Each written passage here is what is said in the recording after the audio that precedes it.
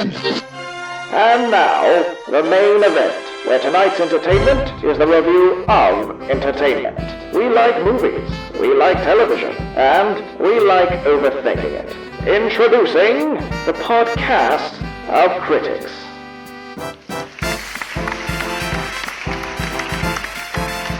You want to kick us off? Sure. Welcome to Podcast of Critics. We are here in the studio.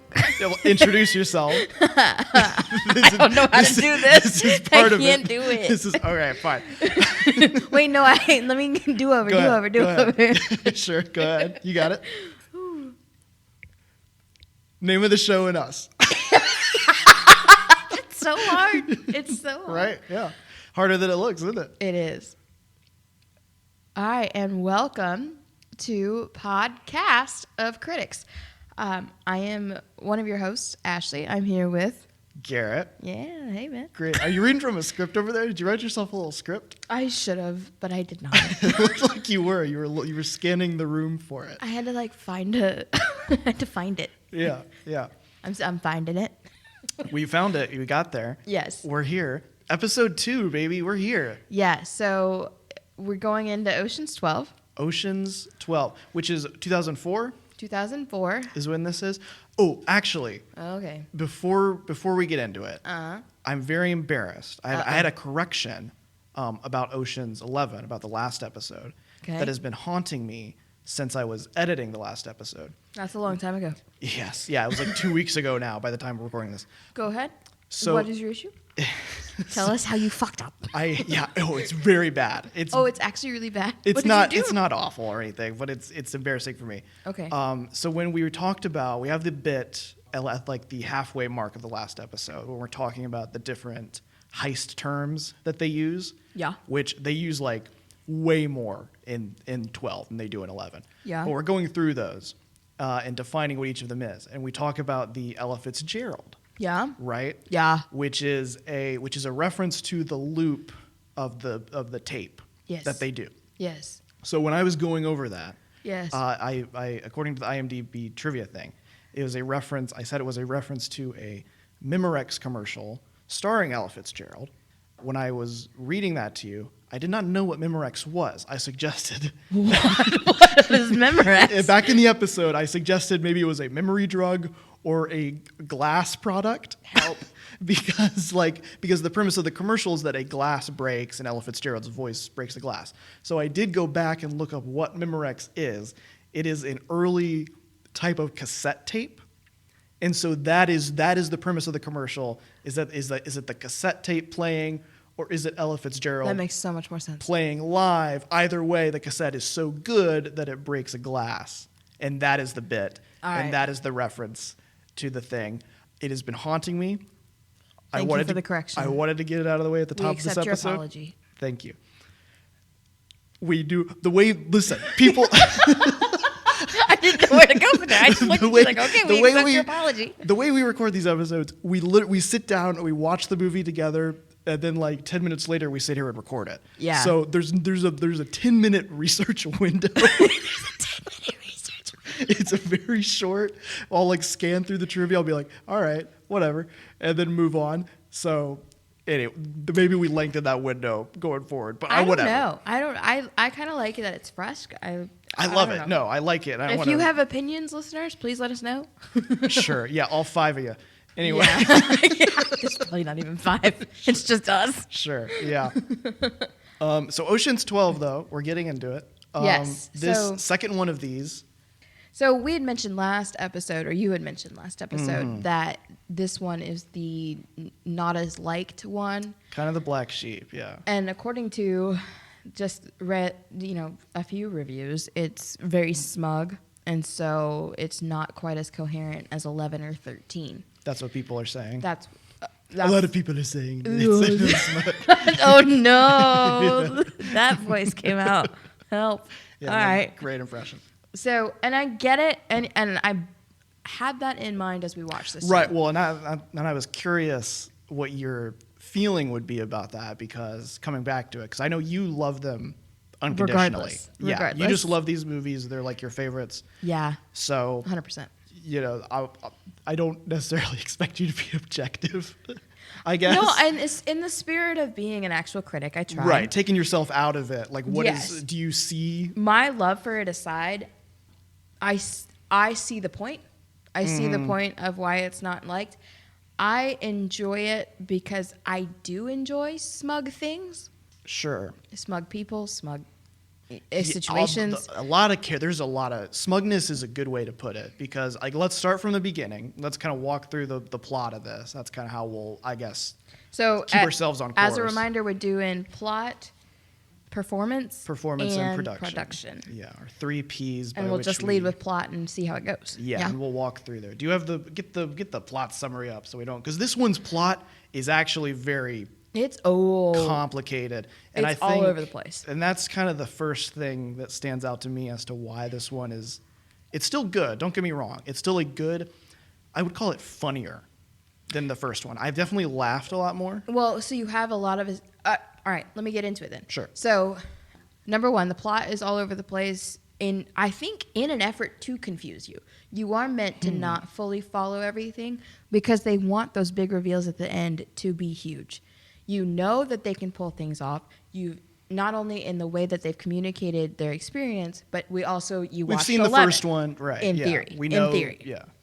So that's all done, and then you start about 3 weeks prior to the phone call, and so you get Rusty. So you start right from the very beginning. You start Rusty waking up with, or even not waking the up title with. screen, like the production screen, the Warner Brothers screen, and the Village Productions, I think is what it is. Village Roadshow Pictures production screen. Use a nice green background or something like that. Right, but you have the music starts in those. That's not rare. That's not very new, but it is something that's not necessarily done in 11 because you start with a black screen in 11. Right. Yeah. And yeah, you hear the voices come in though in 11 with him doing his little. So same kind of debrief. vibes though. Same kind of vibes. But you come into it, you're immediately in it again, same way you were with 11. It throws you into it, just kind of in medias res. Yes. Is that how you say it? So I'm going to put this. I'm gonna put a theory out here because I had a theory Love last your time. theories. Yep. So my theory that this is Rusty's arc. Chapter. This is just Rusty. This movie is about Rusty. That's it. That's the whole bit. And Yeah. then you get to see a little bit more color of his life, but that's with Catherine Zeta-Jones, who also shares the screen with him from minute one.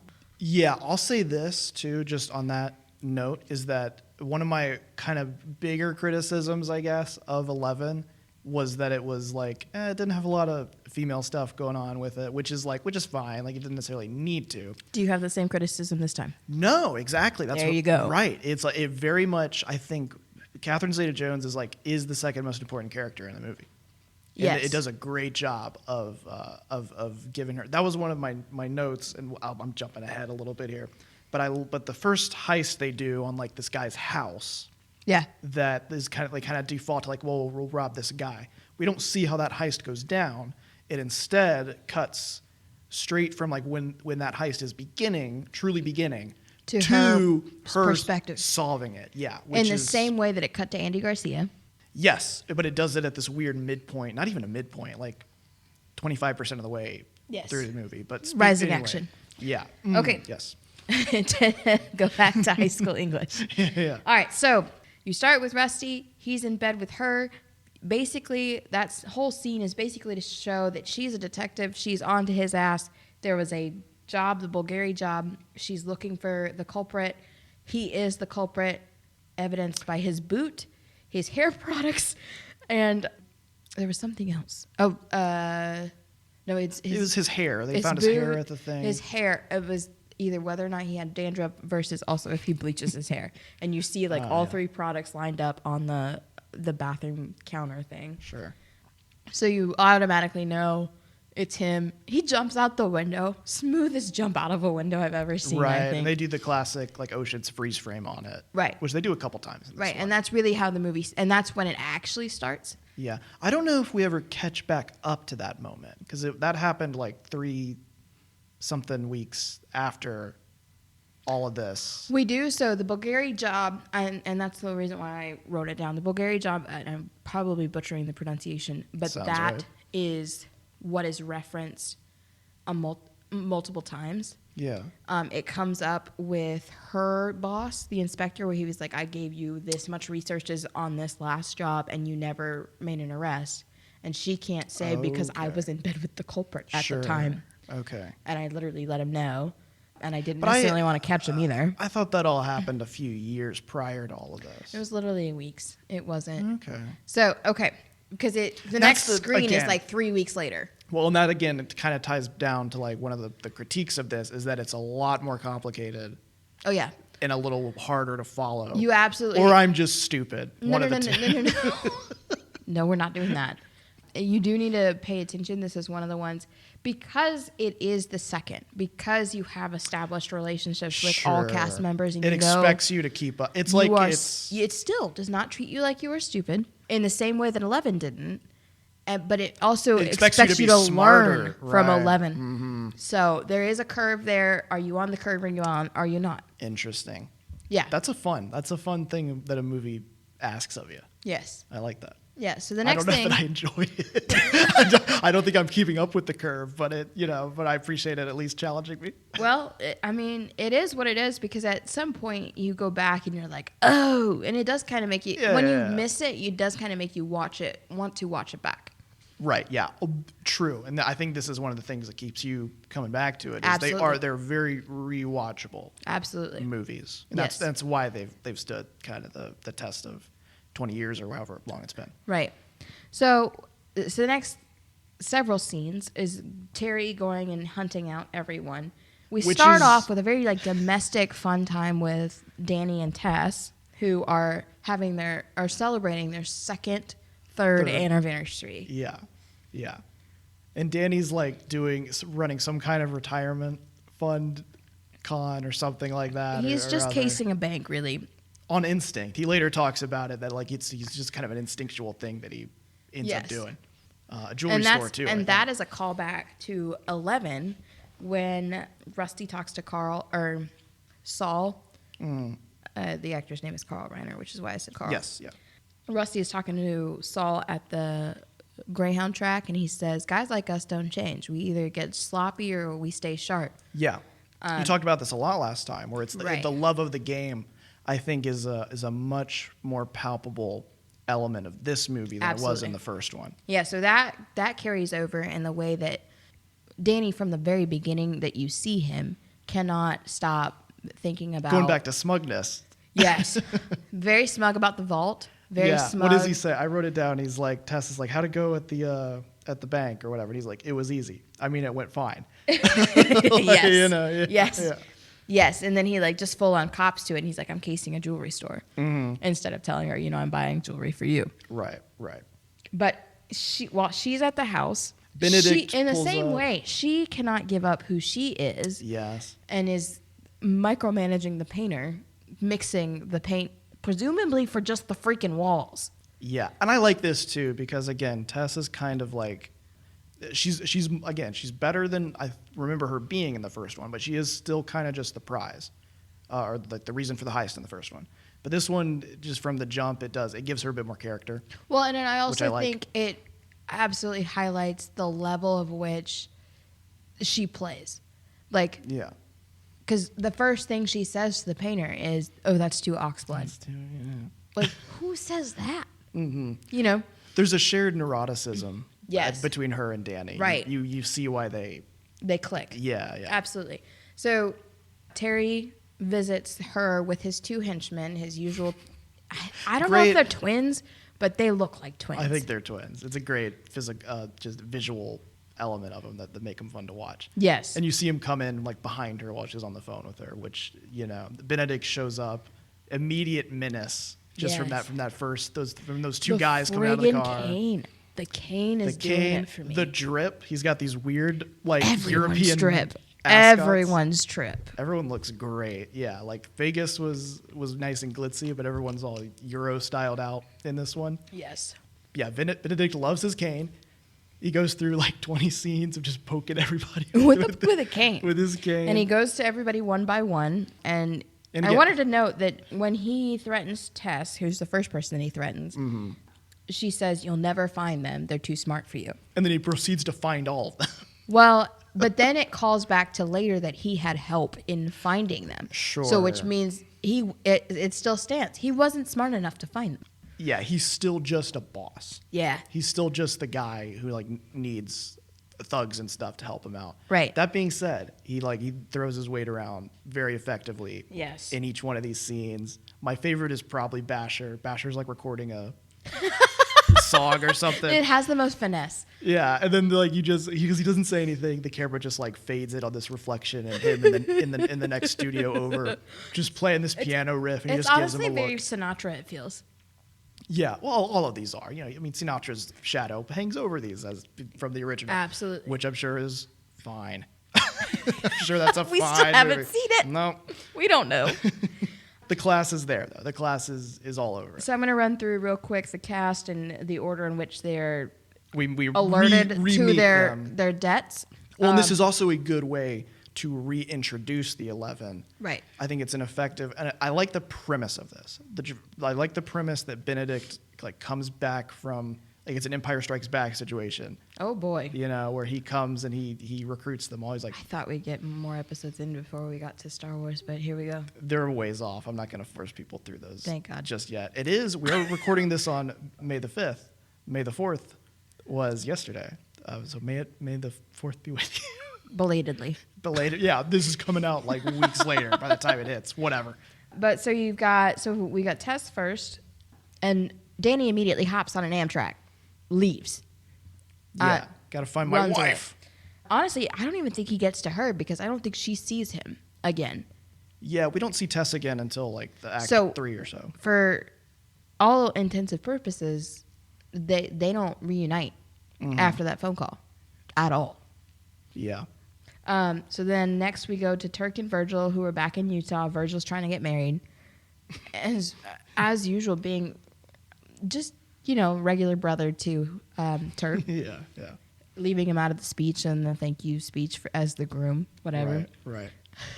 Which is, I think, the first great wind up to Benedict, where you see Turk kind of start to stand up and you think like, oh man, we're going to get a fun brother versus brother speech. And then Benedict comes in and like, nope, this is not your scene, dude. It's the tip of his cane that comes in, honestly. Yeah.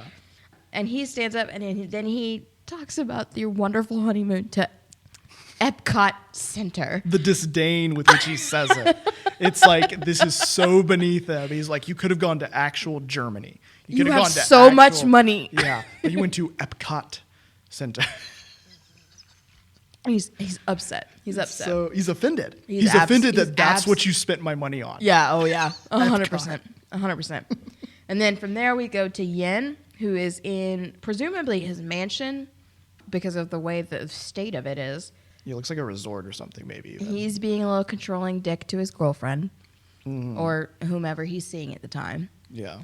That one's pretty quick. It's just he just sees him and it's kind of like a freeze frame type thing. The main callback there, I think, is Benedict comes in and he speaks Chinese to him. Oh yeah. It reminds you that Benedict's an educated dude who knows all these languages and right. Yeah. You know. Oh yeah, he's ruthless. Just an extra element of menace to him. Yeah. And then we get to Frank owns his own nail salon. I don't know if you caught that. His name is on the sign. Okay. And he's in there and he's having like 4 or 5 girls work on him at a time. Because he's getting like the whole thing. But I guess he owns it, so he gets to have that. Whatever. Sure. And I was so grossed out by this. He grabs his foot. You don't see it, but you get it in the way that Frank comes back at him and is like, you can let go of my foot now. Ew. Yeah. Let go of it. And then it's Basher in the recording studio. It's really funny. The bleeps are the telephone rings for them. Yes, I was trying to figure that out. Him and his, I guess, production manager or whomever are in the recording studio, and they're going over a song that's going to be on the radio. And he's like, if you want it on the radio, you have to have these bleeps. And he's like, well, then there's no freaking lyrics. And it's like, well, fix it then. And then he's like, who else is here? Because all of a sudden you hear the piano. Very great. Love it. Very great scene. Love the production on that. Linus is just in Benedict's car. Please Linus- don't tell my parents. Yeah, Linus is like You in the child. principal's office. It's ridiculous. Please don't call me mom and dad. And then Saul, the drip on Saul. Yeah, Saul's Saul's been living it up clearly since. Oh yeah. And it comes through too later when they're, discussing how much they owe. He's like, I want my last check to bounce. I don't care. I'm a drip this forever. Yeah. But his card gets declined, and he's like, "Oh, my old friend Benedict, of course." Yeah. Playing a joke. Right. Livingston is just thankful that he lets him do stand up in a matador suit. Yeah, this is a weird left turn for Liv. I can kind of understand Basher becoming a recording artist for some reason, or a number of these other ones. Livingston's themed. Stand up. Maybe this is a particularly 2000s thing. I don't know. Well, so I guess that would be, yeah, I guess. You need a early gimmick. 2000s. You need a gimmick or That'd just something. be easy to do. Yeah. Ruben is palm reading, or is having his palm read, and he's like, "You couldn't see this? Yeah, right. This Great. you couldn't see coming?" Great punchline. And then Rusty is managing his hotel, which we get a call back for Topher. Right, Topher's crashing at his hotel. Yep. It is And trashed the place. Trashed the place to smithereens, honestly. This was a thing I wrote down, is that I like that Rusty is into hotels, because I think that's a fun Monopoly gimmick? No, but you pointed this out last time, is that there's a bit of a parallel between Rusty and Benedict, and I would argue that parallel is split between Danny as well. Oh yeah. But you talked about like Rusty knows Chinese. He's like more cultured and kind of refined dude. Oh yeah, he's just as ruthless as Benedict is. Yeah, he's refined and ruthless as Benedict in a slightly different way. Yeah, And- except he follows the rules of the game. Right, and he now has a hotel in this Yeah. one. He's kind of doing what Benedict was doing. Right. But you notice later on he's not good at it. He's got Topher trash in the place. He's got crap. And I think in the scene where they go that follows this all up, when they go over like how much everybody owes, like so technically I did a little math. I did a little math. Mm. So they said interest, if you just take your share, if you didn't do anything with your share, which Livingston had not. Yeah, smart. Interest was about $6 million a person. So, and then the share at the time was, I want to say 13 million. Anyways, I'm sorry, it was 14. Okay. So altogether 20 million a piece, basically. Mm-hmm. Rusty owes 25. Which is more than the original plus the interest. Okay. And then if you calculate all of the numbers that everybody has said, and it comes out to 97 million, and assuming that Ruben is covering Saul, then Yen answers in Chinese, and we're expected to know what he said. His is also 21 million. So between Yen and Rusty, spending money. Right, which illustrates the where I think Rusty is not as good as Benedict, where he is not as good at running a hotel. Because he's better at being a thief. Yeah, and we get into that as it goes on. So important to re-note that Bulgari job was 3 weeks ago prior to this call coming. So now we get into, all right, well, what jobs are out there? What do we get to do? Yeah. So we have to go to Matsui. Well, first they have to go to Europe because like the heat in America is too bad. Like Benedict's got eyes on them and stuff. Like no one's gonna they're give running him any away jobs. from Benedict. Yes. So they go. It's like the Muppets go to Europe. It's they take the Ocean's 11 take Amsterdam. So they go to Amsterdam, which Frank catches Rusty when everybody else is dispersed in that same scene. Yeah. Frank catches Rusty and he goes, Amsterdam? And he just kind of looks at him and he goes, yeah, don't tell Danny. Right. Well, and we find out later that whatever the Bulgari job was, Rusty did with Frank. Right. That was just a 2-man job that they had done that she knew about and stuff. Mm-hmm. Yeah. Yeah, but that is one of the ones that I didn't catch before this watch. Yeah. before this watch today, I did not. Which see is that. interesting. And I'll have to, this is another one too, as to like why he does, I guess, risk making Amsterdam it. And it does seem, and I guess similarly to 11, I guess from the jump, the implication is sort of that, again, his goal is not, his goal is Catherine Zeta-Jones, is Isabel. Yeah. In this one. Is that Get the girl. to get the girl. Yeah. Or get her with her father, more so. We'll come back to that twist, I guess, later. But you have to heal that wound for her to be with you. Right. But that's why he's actually, this, It all comes down to your childhood trauma. yeah. No, you're right, though, in the way, Hate that that's what it is, though. you're right, though, that it's the same, it's Ocean's 11, but for Rusty this time. Yeah. It's like, I'm deciding what the heist is going to be. Oh, yeah. We're going to Amsterdam, guys. We're robbing the Bellagio, guys. Yeah. Like, no, I'm actually here for Tess. I'm actually here for Isabel. Right. You know, and 100%. We get a scene later on where the exact same thing plays out, where it's like, you lied to us. We're not here for this. We're here for that. And, Right. You know, so. 100%. Which I don't know if that's, again, I think it's kind of better this time because Isabel's, I think, a better character than Tess. But, She's written better. yeah. She's more fun. She's a thief. Yeah. I think it's just because she's also a thief. She And she's good at her job. It goes back to the competency thing, where it's fun to watch competent characters, and she is a very competent character. See, I'm still reeling from when you said that 2 weeks ago. Competency porn? Yeah. Yeah, there's a lot of examples of that. And I'm blanking on any other good ones right now. But anyway. So we go back to Amsterdam, and technically Rusty and Frank do. Yeah, they meet with Hagrid. Was that actually Hagrid? It was Robbie Coltrane, yeah, who seems to be kind of like a job broker in there. I had never thought that through. Mm-hmm. Well, you're not a big Harry Potter person. You didn't grow up with the Harry Potters and stuff No, because that of your childhood trauma. Yeah, that was too witchcrafty. Right. Yeah.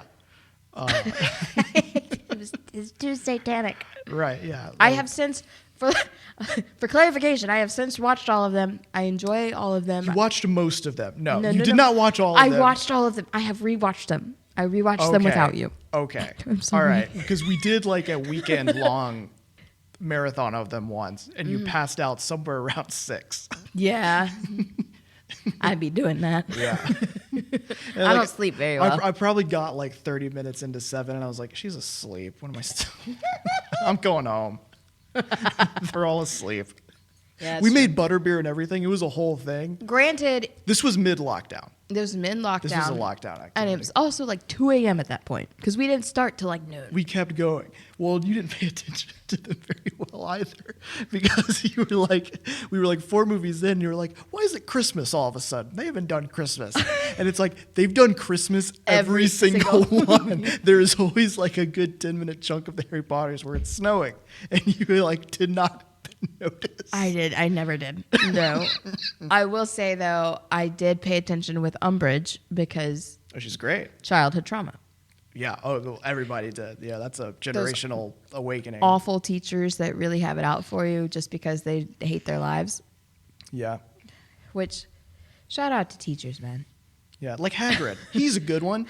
And he's got a small part. And back to him. So Matsui, he plays Matsui. Mm-hmm. We later learned it's called a Lost in Translation, but it's very clear that that's what it is because They're just fucking with him. Absolutely. Yeah. Absolutely. They just start spouting nonsense. And then what is the poem that he starts I looked it up. quoting? It's a Led Zeppelin song called Kashmir. And Matt Damon, let's talk about him for a second, because he is stressed this whole movie. I would call him like the second person whose movie this is. Yes. It seemed because it's Danny's kind of pushed to the side a lot in this one. Yeah, absolutely. Comparatively, because you're right, Rusty's like our main guy, but then we have Linus, who is from the jump on the plane before they even get there. He's like, can I take more of a central role this time? Do you mind? You know, and he's like, I almost didn't come over here and ask you. I'm glad I did. He's so eager. Yeah, he's so eager. He's very cute in this one, which I think is hilarious. Like, you go back to like Bourne and stuff, and he's a badass, and then you cut to like these ones that he's just this little He's idiot. Just this kid, man. Yeah, just absolute kid brother. But he's fun. But yeah, but his arc where he has to, and this comes full circle later, where he does kind of have to take control of the situation. Yeah. So they go to Matsui. Matsui gives them, in the translation thing, basically, he gives them a job, a very small job for this. Right. Well, and this is, I think, my first big critique, and one of the first things I noticed why people probably don't like this one as much is you get to this point where the setup basically seems to be, we're going to rob this. It's like an art collector or something like that. It's this agoraphobic collector of things, and it's like you don't really learn who he is or what he's about. Yeah. It's just like he's a rich, fancy guy who lives around Amsterdam, basically. Yes. And it's like he's got a high security mansion, blah, Yes. blah, blah, blah. And that's kind of all you learn. Yes. And I think if you're coming off the heels of 11, where you just robbed like 3 casinos, it's You this want something flashier. epic. It's big. It's super big and elaborate in 11. You come into this one and you're like, we're robbing a house. Yeah. You know, I can, watching it, I felt the disappointment. I was like, this is, and I've probably only seen 12 once. I really had like no memory of this movie. Van der Vandervelde house, yeah. And but it's such a downgrade from a casino. Oh, yeah. And I think watching this for the first time, Especially since they have to pay back the casino money. yeah. Well, So and they you even need say that level of. So you expect like Monte Carlo. You expect where else? Are they there even casinos say in they're only going to Europe? get like 2 million euros out of this job, and they're like that covers basically nothing of the amount they actually owe. So they're going to have to keep doing little jobs, and Right. and it almost feels like, is that all this movie is going to be? Is a bunch of little jobs? That can't be it. The first one was so big. We're just robbing a house, and we're gonna, after this, maybe we rob another house. Right. You know, the main heist does not become clear until a good ways into this movie, and for a hot second, it feels like this is all we're gonna get, and it's like, I'm sure they can find a way to make this entertaining, but comparatively, such a downgrade. Well, you find out that from the beginning, this was meant to be. It's more a setup for Isabel. It's not a setup for them at all, as it turns out. Like we said. No, yeah, it's more a setup for Isabel, for her to be able to explain without telling you that The method. there is the greatest of all time thief who has been active for over 50 years is Gaspar Lamarck. Right. We've never had him photographed or fingerprinted. He disappeared or died in the 90s, and like that's the last, or maybe the early 2000s. That's the last anyone supposedly ever seen of him. He is also coined as the Night Fox. No, I'm sorry.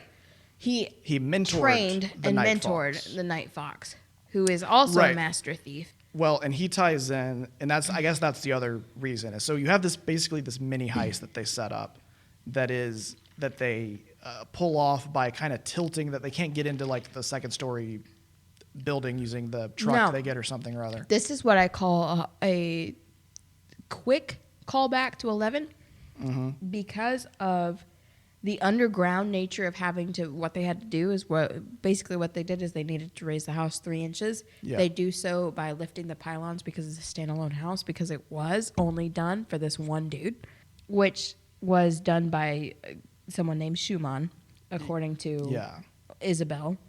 It's like an ancient kind, I don't know, ancient. I can't remember when that took place or whatever. But Right, but the reason why this is a callback is because you also had Basher in the sewers in 11 underground. So it's the same kind of vibes where it's you're the like, skill set. The skill sets are all there. oh yeah, of course they can do that. Of course they can do that. Right.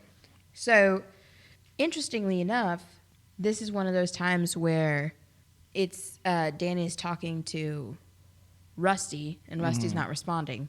Right. Oh, right. Where they have, the whole when they meet on the bridge or whatever. Yes, and that's where he gets yeah. the inspiration to raise the house, is because he's like, oh yeah, we can go underwater. I know how to do that. Yeah, and that, again, because there's a lot of that. she planted it in bed. Yeah, it comes back around that she, in her obsession with thievery from her father, Yes. knows Who all disappeared the, when she was 9. yeah. Died when she was 9. Sorry. Disappeared or died. Interesting. What a reveal we'll have. But in hindsight, this movie there's a lot that's just like, okay, Yeah. what a twist. But she told Rusty about this trick, basically, of lifting a house. and that's what they do to like steal this thing. And we don't see how they do it. We get the setup for it basically, but like No, I we said, do. Yeah, well, we see Yin like messing with it underwater. Well, all the wheels that they're turning and all is the lifted. when all that stuff. Yeah, again, and now all of that is like more technical than I care for. Yes. Is the thing that's like again this whole, and I think it's the other thing I guess is that. In the first one, they all had their special skill sets. It's like you had Yin as a grease man, you had Basher as a demolitions guy, you had Saul as the master of whatever. You know what I mean? Mm-hmm. This one, they kind of there's a couple moments here and there, but it's kind of like everybody does everything. Everybody kind of shares like just. I would argue not, because they said in the first one Basher's munitions, which I have come to believe is also like sniper type thing. Sure. Well, and so right. and the level at which he had to fire the crossbow bolt would have been sniper level. So it's still the same vibes. It's just and everybody's still got relatively the same skill set. It's not as specific though. It's not like you have Livingston on a hacker thing the whole movie. He did. Like you mean, he did the code. Yeah, I guess. Yeah, it's not. I guess it's not as homed in on. Well, because you already know what they do. Right. Again, yeah, but I think that was part of the fun of the first one is that they each had like a turn. It was a weird turn-based combat type situation where it was like, all right, now it's Basher's turn. Now it's Rusty's turn. I guess, yeah, it's now not it's as whatever. even a distribution Yeah, of now it's screen time for turns. Yes, that's fair. It does expect you to keep it up, which is good. I like that it respects you. But it doesn't, I think it missed what you enjoyed was the individual pieces coming together That's and true. playing out one I by agree. one. And again, it doesn't really matter because this isn't a real heist, as it turns out. This is But just, it also adds to the fact, sort of adds to you're not going to see them, or foreshadows that you're not going to see them do a whole lot in this movie as far as like you won't get your turns. And I guess that's why. Exactly. And that's why I don't think people like this one as much. Absolutely. And That's exactly the point I was going to make. Coming back in 13, we go back to doing that. Right. A bit more, if I remember correctly. Well, Whereas we'll get into it in 13. Yeah. And this one, things just happen. Yes. And they don't, there's not as much, because even this heist is cut off short. Again, so Basher shoots that crossbow bolt, and that triggers the heist. We immediately cut to Isabel. And we get her character introduction. We immediately She's know lecturing at some sort of to a conference. bunch of dudes. She's the only lady in the room. Basically. Commanding the tension. And she's great in this movie. And it shows that she's kind of the foremost authority on it because she can lecture about it, you know? Yeah. And then we cut to the room. Well, she has a great thing where she's like, and it is important not to be distracted. And the guy comes up and it's just like someone's stolen the house. What? She immediately, what? Yeah. But she goes down there, immediately solves it, recognizes that whatever trick was used was one that she told Rusty about. Yeah. Well, because she knows who Rusty is. She's been known who he is. She just can't out him because she has to prove that he did it. Right. And is it there when they do? I guess she can't out him because she had the hair in the footprint. It is in that scene where we do kind of like a 2-minute kind of flashback to their little whirlwind romance. Yes. Where like Rusty gets arrested in the street or is chased. The in very the street. like Italian. It's a very like French New Wave kind of like old school. I guess French is better. European romance movie. Yeah. It's like a piccolo. The whole movie playing. does a good job, at least I'll say that of like it has a nice European kind of lens over the whole thing. From the music. The music does it. It starts the with this music Italian. always does it, but the music did it in 11 too with the jazz for the casino. Yeah, it sets the tone of like this is the European one, right? Very well. So then we go into which I like. I'll say that I like the little. Very similar to the first one with Tess, where like the dinner scene with Tess, I think is very effective at like very quickly and concisely setting up that emotional relationship. Yes. And making me buy it. Yes. Similarly, they do that, but they both do that very well. Yeah, and this little 2-minute French romance montage with Rusty and Isabel, same thing. It's like vibes. I like it, and it actually. You like it better. I like it. It fits the character. You absolutely like it better. I do. Be so for real with yourself right now. Yeah, I mean, Catherine Zeta-Jones is a little hotter in this movie. Like, she's a better character than Tess. Unfortunately, she's cooler. Yeah. She's more effective. Yes. And I think she and Brad Pitt have a good chemistry. but it fits for their characters is the thing. Is like Tess and Danny's little dinner conversation is good for them. You want to see them snarking at each other. Yes, You know right. what I mean? And Yeah. this one, it's like you got two hot people falling in love in the European street. You know what I mean? It's like it fits. Yes. It fits those characters because Rusty's a very understated dude. He does not talk a lot. He does not emote a lot, really. No, he And- just eats. And he oh, he eats, buddy. He eats. Rusty eats, He man. eats. He definitely eats. Yeah, no, can't turn him in. But No, you don't wanna. but I buy it. Because I who like, will buy the white suits off the the shelf anymore? right. So anyway. So she has her little backstory and gives him this idea for the heist they pull off. She solves it. She immediately knows it's him. Yes. We cut back to the present, and I guess all that happened 3 weeks ago. Mm-hmm. Is their little whirlwind, their little romance or whatever? It was probably longer than that. Yeah. See, to me that feels like that happened He left her 3 weeks ago, is what we years. know. Okay, so they hooked up in between. Right. Okay. Yeah. Okay. We don't. It's Yeah. undetermined amount of time. Enough time that she's gone from bangs and long hair, And he's gone from a weird faux hawk, outgrown mullet thing. He just looks like himself, but he's buzz cut for the rest of the Yes. movie. He's like the And I Howie. do appreciate that the haircuts are different, so you know what is present and what is past. The subtleties of that is very nice. Yeah. But then she just walks into their friggin' hotel room for room service. Right, and she makes Danny and Yen, like, they're in view at least. Oh, and he has Brad Pitt has the great, like, he opens, hi. It's the same Hi. same energy as Flynn Rider. Yes. Entangled. Yes, I was going to say, just like, hey. Hey. Yeah, it's that exact, yes. Great comparison. We love a good book talk moment.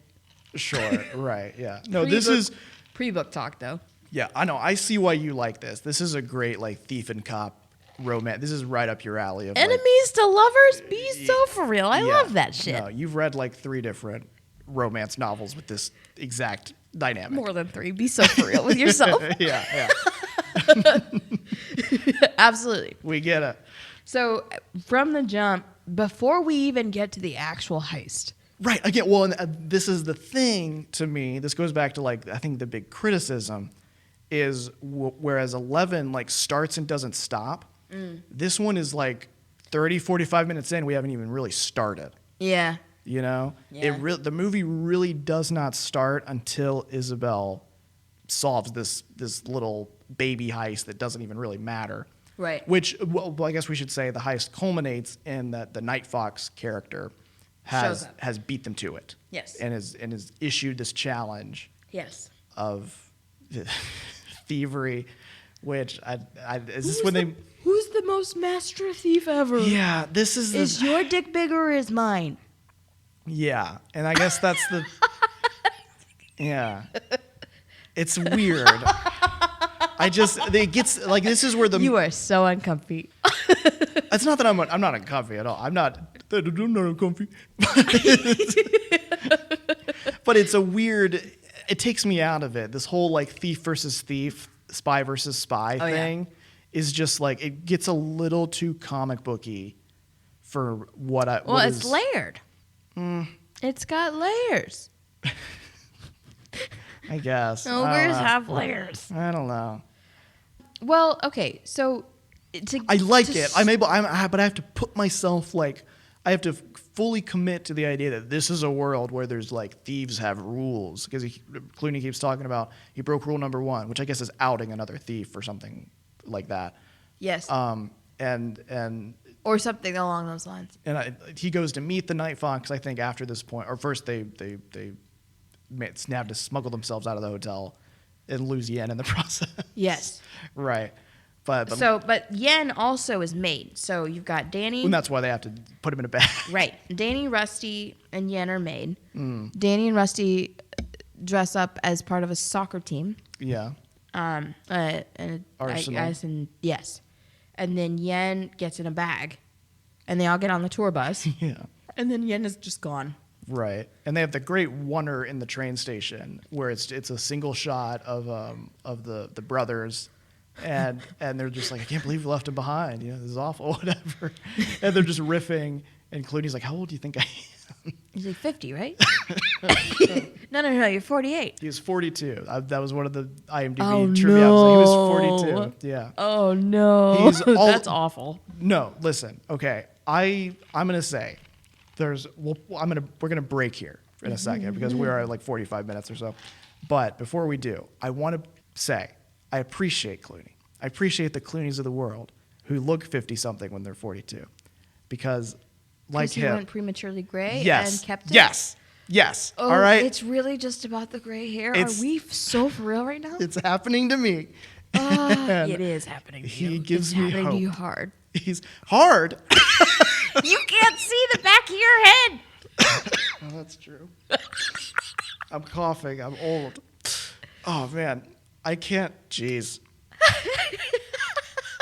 I look like Clooney. That's the point I'm making. Is that No. one day I will eventually look like No. Steve Martin. Can I aim for Steve Martin? Martin Short, maybe. That's better. I'm more of a Martin Short anyway. Yeah. Only Murders in the Building. Check it out. This is an ad for Hulu. Anyway, speaking of ads, this is where they'll go whenever we get them. So on that note, we'll take a brief break and we'll come back because we're kind of at the middle point of the movie now anyway. We are. More or less. We're set up for the new heist. For the actual real heist and stuff. Yes. Yeah. So we'll come back and get into some eggs. eggs. It's going to be an egg-celent rest of the movie. And the rest of the episode. BRB.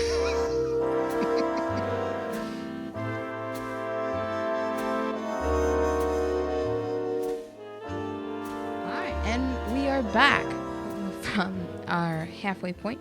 That was good. That was a good we are back. And we're back. We are talking now into the main heist, which the plot actually starts. Right. So when we went on break, we did shortly discuss this, but I kind of want to get into it online as well. Mm-hmm. This is so non-linear. Yes. And I don't know that I don't like it like that. It's are you kind of re-examining not your love for it? I'm questioning everything. Yeah. No, not really. I guess I am in a certain extent because I am looking at it from more of a instead of just an enjoyment angle, from more of a critical standpoint. Yeah. It's my perspective is interesting because you know everything going into it. Again, I have not seen this one. I've seen this one maybe once before, a very long time ago when I was like 13 or something. Woof. So yeah, that's a long time ago. So yeah, my bad.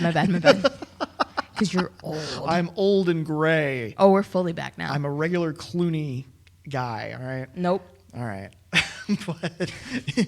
but my take is like I'm watching this for the first time. I'm like, okay, what happened? When does it? You know, I'm having now again. It is funnier. I think it's way funnier than the first. Now the first one. You were doing a good giggle. There's so many. Benedict is hilarious from the get. You know when he comes in as just when dick you're not waving. stressed about it, you know. Yeah. I don't think because I'm trying to think through it as a first time watcher, what I would experience and what would confuse me and where I would be like, what the hell is going on? I don't think I would have laughed, and I laugh at everything, right? Sure. I don't think that I would have laughed quite as much as I did with you today. Yeah. And it's purely because it is like we as rewatchers, this is one of the ones where it's just a general rule of rewatching. Mm-hmm. The stress of not knowing is out. Yes. Yeah. And for this one specifically, especially with the premise of the very beginning of Terry Benedict, they're going to be okay. Calling back his money. Yeah, but you don't know that if you're watching it for the first time. Well, it's not even. And remember, after 11, he's ruthless. He'll kill you, and then he'll go to work on you. I think it's the immediacy, too, is a little bit missing from this one. In the first one, we talked a lot in the first episode about how, like, they're kind of just continually getting away with it up until the point where, like, the power goes out and stuff, and they kind of have to throw together, like, a last-minute bump in the road, basically. Oh, yeah, it was smooth the whole time. Yeah, it was. This is not smooth, I guess. Yes, but it's also that when things stop being smooth in the first one, it's like the stakes, it gets more intense. Yes. You know, it's like, is Saul actually collapsing right now? Oh, yeah. Has Linus been found out? Whatever, you know, all these little thing, is Danny actually captured? Whatever, all those little things, and they're happening one right after another. The dominoes are piling down. You know, and this one, because there's this 2-week period, and the movie kind of tries to make it seem as if, because it constantly throw these title cards up where it's like 2 days before, how many ever days before, whatever, and so there's kind of a countdown. Yes, but it feels so far away that it's like, well, we don't have to worry about Benedict coming around the corner tomorrow. Yeah, and it's also like, is he really gonna? You know, I don't know. Like Benedict he's almost too funny in this one. He is. Well, and then additionally, in the window to steal the egg, which we find out is a coronation egg. Well, and that's the thing too, I think, is that that's a 48-hour window still.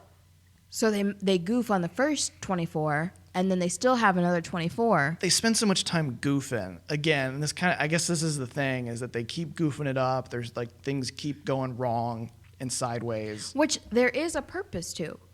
Because you see at the end, well, okay, here. It ends up being. You want me to take you all the way to the end and then we come back to it? Sure, because I think it might actually help. Yeah, to illustrate. Because it is a little bit mindfucky. Mm-hmm. At the very end, the mindfuck starts a lot earlier than the mindfuck in this one than it did in 11. Yeah, it did sooner than you realize, I suppose I should say. Well, absolutely. The mindfuck starts. The clock starts on it before we even meet the Night Fox. Yeah. And I was just reading the IMDb thing, and it was like from the moment they're basically in the train station. Yeah. It's all a ruse. Yeah. And I'm like, oh God. So over my gray head. Oh. We're gonna be hitting that one a lot today, huh? All right. I'm on board. Yeah. It's more so of the fact that this is all a big cloak and dagger to make the Night Fox believe that he's winning. Sure. And because he is bored, which I like all the bored royal. Yeah, the characterization of the Night Fox is good. It's simple, but it's good. Of like the bored aristocratic thief who like has nothing better to do, so I might as well become a thief. Yes.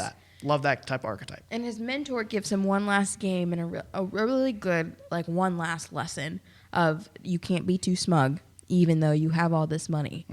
And that isn't, so the vehicle that Lamarck is basically giving Danny and Rusty is, so for Toulour, the Night Fox, you were trained by the best, but you were still not the best. Mm-hmm.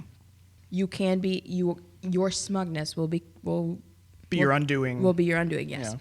He wants his daughter, ultimately. And the fact that Toulour, who trained under him, should know that the most, the biggest heist is always people. Sure. It's always a person. Mm-hmm. Because nobody steals a heart like another person can. So. Which one of your books did you read that one in? I just came up with that one. That's pretty good. Isn't it great? It's great. Mm-hmm. Patent that one. And then and then it's the fact that Rusty knows the whole time that's his daughter. Right. Toulour should have known that. And the fact that he doesn't is, I guess, a pretty significant blind spot. Yeah, because you think that money and material possessions are what matter, and that is not what matters. It's not even that. Well, it's not even that matters to him. It's not even pride that matters. It's the people around you. But it is for him. Like, Toulour is not stealing things to steal things. He's stealing it just to show that he can. But I think that's what Lamarck is trying to teach Toulour, is that you need to value the people around you, too. Interesting. I like that angle for Lamarck, is that it is I'll find a likable angle because I like this shit, man. It is an actual. It's not. It's actually a lesson to the Night Fox. Yes. The whole thing is actually just another lesson. Right, and so that's, I think, as the viewer, that's why we're not supposed to understand it. Mm-hmm. Now, how many watches did it take for me to get here? Yeah. I don't know, because I don't know how many times I've watched it. It's been so many. Yeah. But it's there. The thing is, this is why I keep rewatching it. It's there if you want to go find it. Again, these are rewarding movies to rewatch. They reward you. Oh, yeah. For rewatching them. Oh, yeah. For sure. Yeah. So, okay. So now that we have given you the gist, and so the big reveal no longer really matters. It does matter, though, because you have to make bearing that in mind, okay, knowing that the big reveal is coming, all the little grace notes sing a little better. And that is actually a quote from 8. Okay, all right. We will get to 8 eventually. Yeah. But so Talor lives in Italy. They are in Amsterdam, and the heist where the Night Fox gives them hell is Amsterdam. Right. Talor is in this is in Milan. One of the things I was gonna say is that they skip over how they even find Talor. Is they like who's the Night Fox? And Rusty's like, well, I'll make a call, and you presume eventually Isabel gets his phone in between then and there. But you presume eventually he makes the right calls, and they just kind of stumble onto who he actually is. Because they just cut to, like, Danny has a monologue where he's just like, the Night Fox is a man named Talor. He's the son of a French baroness, and now he's the whatever. Well, they know because they visited Lamarck in between. Oh. That's where the visit information comes from. Mm-hmm. Oh. Mm-hmm. See what I mean? It's there. It's there. Yeah. You just have to find it. Jesus, yeah. Okay, so. But all that's at the, I don't know. It's a thread you can't spot, I guess. Those are the best threats. No, because you still have to be rewarded for you should still be able to figure it out on your own. Yes. And which I guess you can, but it requires like. It could be communicated better. We'll give them a point reduction on I production think it's for that. I think it's also just the silliness. Maybe the plot. They throw a lot of lore at you in this one, where it's just like Lamarck, he's this great epic thief. It's like the Bobby Caldwell stuff in the first one, where they just kind of throw it out there. Mm-hmm. It doesn't really matter. All you need to know is that's Linus's father, and he was probably a pretty good thief back in the day. Whatever, that's enough to go on. This one's like Lamarck, epic thief, and you're like, okay, and all right. I he's the greatest of all so I time. got to remember that. Great. And then you got the Night Fox, who's this comic book character name.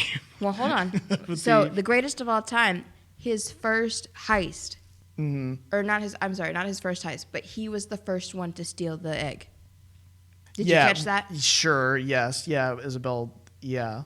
Okay. So she talks about that when she's trying to figure out what they're stealing, because she's lifted his phone. She knows that Nagel's involved. She knows that he knows Gunther, whoever the hell Gunther is. We don't ever actually find out who Gunther is in this one, I don't think. Okay. And she's still trying to figure out why she needs to go to Rome, but she knows she needs to go to Rome. She doesn't know what they're stealing yet, but she's following them. And sparing no expense, which also obsessive personalities go in thieves too. Right. Again, she's a great character. You either die a hero or live long enough to become the villain. That's what happens here for her. Well, she does not live long enough to be at Ocean's 13, unfortunately. Well, that's a different thing. Which I think is very unfortunate, because again, I think she's the best part of this movie and the best looking part of this movie. But I'll say, you know what? You mentioned this last time. I just want to point out. I agree with you that she's the best looking part of this movie. Right. The last one you pointed out where like there's a lot of fan service for the ladies and a lot of good looking dudes in this one. In no, 11. I said for those who like dudes. I didn't say it was necessarily for the ladies. Whatever. You know. You win with your gay shit. But anyway. Yeah. But no, in this one we get a nice. She's in so much of the movie. Catherine Zeta-Jones looking great. For the girlies that are gay? For the girlies and the boys. Yeah, no, she's great. Talor. And she's competent. I think that's the hottest thing is that she's good at it. She's good at it. She's good at both being a thief and being a detective. And a cop. Yeah, arrest me. No. Lock me up. Reel it in. Okay. Reel it in. Oh, frick. Okay, so comes out, we're getting the egg. Right, well, yeah, so Danny goes to meet Talor and is just like, what do you want, bro? And he's like, I want the competition. I wish to prove that I am the greatest thief and you are but a portendo. And he's like, okay, that's my impression of it. I was trained by Lamarck. You are but a... It's taking me out. He doesn't sound anything like that. I'm doing a Pepe Le Pew Le Thief. I'm the Night Fox. You've got the S. Yeah. The S. Danny Ocean. You think you're better than me. Oh, there you go. You're finding it. He's not. He is not. But again, it's silly. I don't know. Part of this is just silly to me. It's so comic booky, where it's like, we will see who the greatest thief is once we are done. Your broke rule number 1 is the code of silence among thieves. And again, that's silly. It's goofy. It's a callback to the first one. If you continue on my theory about it being there is honor this among honor thieves thing, right? Which I think is interesting, because they do reference that the insurance guy that Lamarck was talking to, that kind of like sent Night Fox's ego out of control in this whole thing. Yes, is the one that put Danny on to Benedict. Yes, in the first place. Which, again, I still think there's some personal history with Danny and Benedict. I think there's more than just an honor thing. I think there's something, like, Benedict screwed over. We never see it, though. Yeah, we don't need to, but something's there. It's there. But Night Fox takes this very personally, and goes after Danny, and Danny's like, all right, fine, what are we stealing? So then they figure out, or they go to find out who the Night Fox is, allegedly. They already kind of knew, but they go to find out. And then that is when... Oh, and before that, too, is that they get him back. And one of my favorite moments... That's where I'm going. Okay, so he's like, so what do we do? So this respond. dude is being an asshole to us. You know, what do we do? And we respond in kind. How? In kind. Yeah. And it cuts to them stealing his paintings and stuff. And then he meets with Danny, and then they have the challenge. But did you notice the moment where Talora is just like prancing through his house or whatever, basically? Oh, and he respects it. He respects that they took the paintings from his house. He enjoys it, yeah. And it seems as though that's the first time he's realized that he's been robbed. Oh, like that's the first time he's ever experienced it. Yeah, and he's like, nobody's ever tried that before. I like it, yeah. No, he's great. He's a fun character. He's a fantastic character. I think it's just, completely well-rounded. I've not seen this guy in anything else, but I'm a big fan. He reminds me of like an Antonio Banderas. He's like a French Antonio Banderas. Vincent Cassel? Vincent Cassel. He's mostly French. Toulouse. Yeah, he just mostly does French stuff. Okay. But we appreciate that he came in and did 12 with us. Mm-hmm. Well, he shows up. He has a little cameo in 13 as well. Yes, which is fun. I like that they bring him back for that. Yes. Oh, he's the French voice of Diego for Ice Age. That tracks. Same vibes. I don't know why that tracks. It tracks. It does. Ice Age is a great series we got to do at some point. Man. Oh, absolutely. We have to. Got to. Love Ice Age. It's timeless. Mm-hmm. So anyways, they do the Bulgari case, or they talk about the Bulgari case yet again. And this is sort of when we find out that Frank and Rusty did it. Mm-hmm. Because when Homegirl shows up in the hotel room, she says, I've got Frank. Or Frank's been hanging around the... Right, yeah. And poor Frank basically sits the whole movie out. In a cell the whole time. Which I think, again, is another like mark against this movie. Is it like... just cuts out a whole character, basically. Like, to make room for her. Yeah. Which I have no issues with. I have no issues with. Right. Love her. She's great. It's a shame. It's just, Bernie Mac is great. He's funny. He's charming. Well, you take away a lot of the comedy, a lot of the great, because he just has a natural way of delivering lines. Yeah. And I did write this down. Timing is everything for all of these movies in general, as well as for the delivery in the performance. So plot-wise, timing is everything, but also performance-wise, the delivery of these lines is everything. Mm-hmm. But he doesn't. But it's a shame that he just kind of write him out. Yeah, and he's one of the ones who's exceptional at it. He makes the most of what they give him to do, but it's like it's a shame they didn't give him more to do. It's like I think it's again you get why this was like everyone's least favorite. Yeah, because it's like, man, like Bernie Mac's not even in it basically. Yeah, when he really didn't really have a huge part in the first one, but it was super memorable. Still, like he really, I guess. You know what I mean? Like he's still he had a pretty even. He's doing recon mainly as his main role in the first one, until the stuff with Linus. Yes. Which is obviously a great standout scene. Yes. But that's basically his character's climax. Yeah. He's the establishing character. Right. That too. Is that you get the sense that he's probably like after Danny and Rusty, like the third most senior guy. Oh, to well, them. but because that's who Danny comes to see when he first gets out of prison. Yeah. And then 2, Well, and Rusty's off doing jobs. Doing random jobs with him. Yeah. They're just hanging out, Yeah. you know. In Amsterdam, apparently. They're hanging out outside of work. Right. Hanging outside of work. They're doing just random side quests. Right, yeah. So we get that. We go to Rome. So she's trying to figure out what they're I stealing. fully believe the bike on the scene where she's in the scene where she is on the phone in the car trying to figure out where, and I think that reveal is Talor moving away on the bike. He pulls up on a, because the way that we see that person pull up is very intentional. This movie shows even more so than 11. That is also the other thing I wanted to note is that a lot of the shots, because you see the backpack quite a bit. Yeah. You see, there's random shots where you're like, why are we looking at this? And you explicitly ask yourself, you know, sort of in that moment. You know like, you're supposed to be paying attention. You know it's something. you're like, what am I looking at? Right. And it doesn't tell you Yeah. until the end. So it is a better build for the reveal. I don't know if it's a better build. It's a bigger build for the reveal. Yeah. I don't know if it's a better one. And I think that's sort of my biggest critique right now. Having thought this through as somebody who's a first-time watcher. It feels like so much of it happens just off screen or like Just to the side. Just to the side. And it doesn't feel as if there's as much to pay attention to other than like you're saying, like a shot of a backpack here or there or something like that, where it rewards. It's like, okay, I paid attention to it. I don't know what you wanted me to take from it. Yeah. But I There's guess like we're at an the end. obvious one with Yen being in the bag. You know that's the bag that's Yen in. That Yen's in. Yeah. Yen is in. I'm so sorry. Yen in. Yen in. Yeah, he's in there. But But he just shows up to the hotel. Like that doesn't amount to anything other you never know how the hell he got there. He just appeared with all of his snacks. Yeah.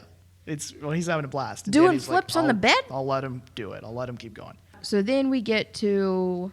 So Danny shows up to the hotel room. Yen's flipping around. We're in Rome. They're casing to steal this egg. The other callback is that we are planning, again, somehow... They have a little replica. In a warehouse. How do we Warehouse. keep getting warehouses that are emptied out? Are we paying off construction workers to leave? Probably just Ruben throwing money at a problem and calling it a day. That is true because he has so much. Yeah.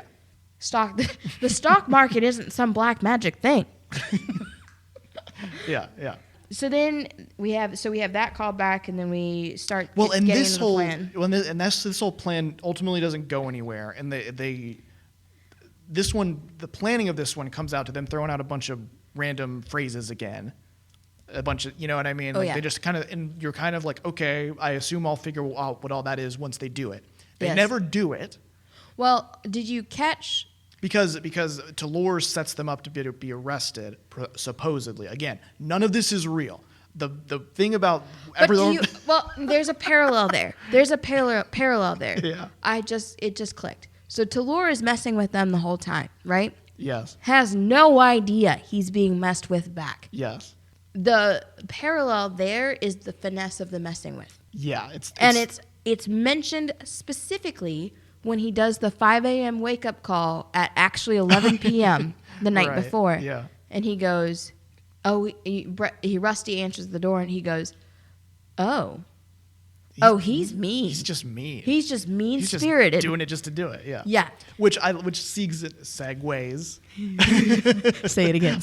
I can't say the word segue. I say sieg. I'm bad. Anyway, I suck. And I have gray hair. But they keep adding to the list.